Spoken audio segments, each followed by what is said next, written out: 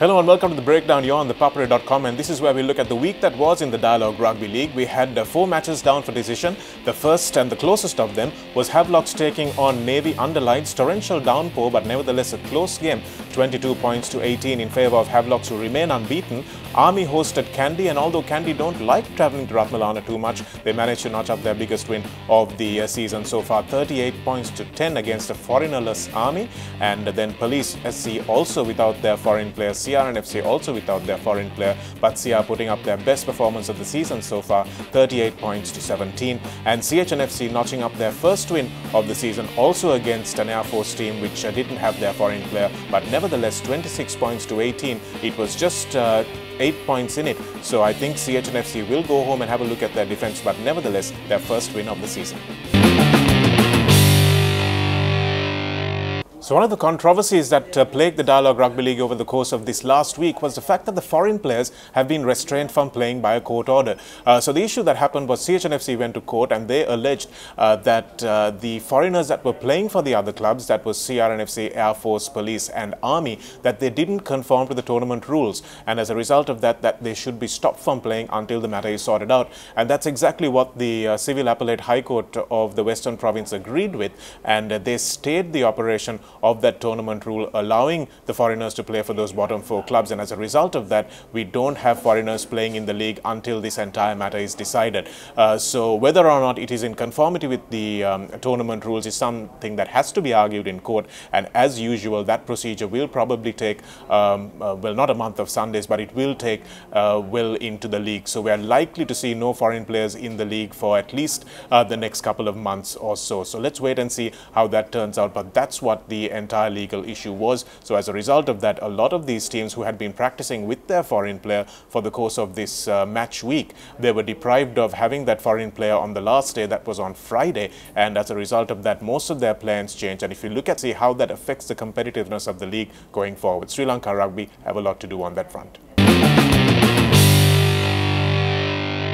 Let's look at our featured match of the week. One of them is Police versus CRNFC, and this was very good for CR fans, of course, because their line actually went into motion a few times this time. They created tries off the first phase as well, and that was good to see from a coaching point of view for Nilfa Ibrahim. But once again, Coach Shamli Nawaz for Police really deprived of Emosi Vunivosi, who was due to play up till Friday in that game, and they had to change their entire game plan in the course of one day. So the inexperienced Police team really unable to come to grips with losing their foreign player at the last minute, and you could see that on the field. 38 points to 17. They shipped as many as 6 tries, and at least 3 of them came off some really bad mistakes from Police, and that's something that would have had the coach tearing their hair out.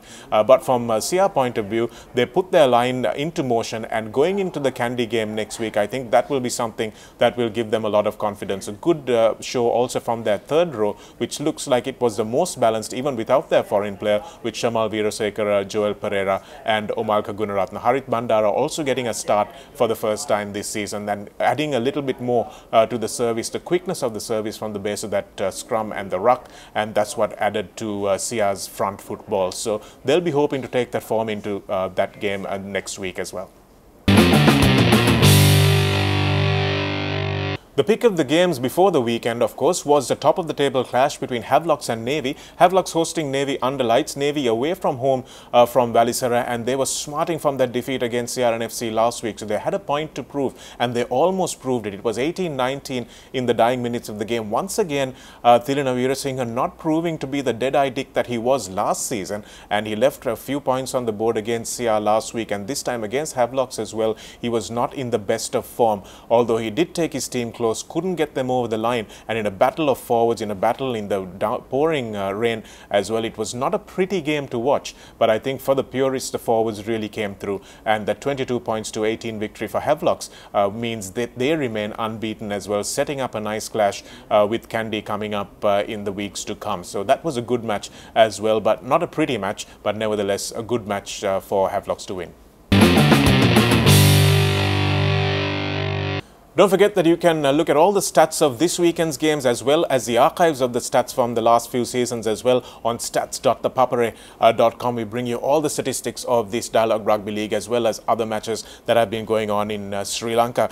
So the points table as it stands right now, Kandy SC on top, and that's a familiar sight. They've got a couple more bonus points than the other two teams that have remained unbeaten as well. So Kandy, CRNFC and Havelock remain unbeaten so far. CR have scored a few more points than Havelock. In fact, just 3 more points than Havelock, which means they are in second place at the moment with 62 points to their name. Havelock with 59 points, but they're equal in the standings on 16 points each in second and third. CH notching up their first win, and they jump up the league to fourth place from their previous standings, and then Navy, Army, Police SC and Air Force bringing up those final few placings. So that's the way it stands at the moment. Air Force need to get off the board, as do Police. Army SC have won 1 match, so it was just the 2 teams that haven't won a match yet in the league so far. Our top try scorers for the Dialog Rugby League season so far, we have Vagesh Veerasinghe, an unlikely leader at the back of the Police scrum, but he's at the back of that driving maul as well. And Dhanushka Ranjan, also a familiar face in that top try scoring standings with 4 tries each. Dhanushka's tries also have been individual bursts, and I think the Kandy coaches will want him to make sure that he brings other people into the play and finishes off good moves rather than beats players one-on-one. But of course, when you have a guy who can beat players like that, why not use him? Our top point scorers also so far, Tarindra Ratwata had an outstanding couple of first weeks. He scored 40 points in those 2 weeks, 8 points against Police, which takes him up to 48 points. And following hot on his heels, the not teenage anymore, but the young sensation Samuel Madhuanta, who has been keeping CH in a lot of games despite their nail-biting losses. 38 points he has scored so far. Watch for him to climb up that ladder as the season continues. We have the upcoming games for you. We have Police taking on Havelock on the 30th. That's at Police Park at 4 p.m. We have Air Force taking on Navy at Ratmalana. A difficult place to travel to, Ratmalana. You've got to really make sure you use that wind properly, and Air Force may have the edge in that game now that Navy have suffered 2 defeats on the trot. Army taking on CH. That should be a grudge battle as well. CH and FC will not have it easy in that game at Police Park. And of course, our top of the table clash, Kandy taking on CRNFC. Kandy will be hosting at Nithavala, and this is probably one of the best chances CRNFC have had if their line can get clicking, with the absence of Fazil Marija also, who has been a complete thorn in the side for many years for CRNFC. They will finally be relieved that he's not in that number 10 jersey for Kandy. So let's wait and see whether CR can try and exploit that. They haven't been playing to the top of their potential. Kandy have, and they will really want to make it a good show in front of their home crowd against a team that have been their arch rivals for many years previously, but now suddenly showing that they might be a force to be reckoned with this season as well. So this will make for a very interesting clash early on in the season. That brings us to our trivia section. Last week we asked you who was the top point scorer, or try scorer rather, in the Dialog Rugby League for last year, and the answer was the same. If it was points or tries, it was still Thilina Veerasinghe with 184 points, the Navy captain this year. And our winner was Chatura Dilshan. Congratulations to you. You will be contacted shortly about your special prize from Dialog. So to win another Sri Lanka Rugby replica jersey, you have to answer this week, in which year did Kandy Sports Club win their first ever rugby trophy? When did they win their first ever rugby trophy, Kandy Sports Club? That's your question for this week. Kandy fans, here's an opportunity for you to win your Sri Lanka rugby jersey. Comment on the video below, send us a Facebook message, or comment on the Facebook post. That's how you can enter the draw. And that's a wrap for the 3rd week of the breakdown in the Dialog Rugby League. Please keep it tuned to ThePapare.com to make sure you catch all the live action from this weekend. We'll be back next week.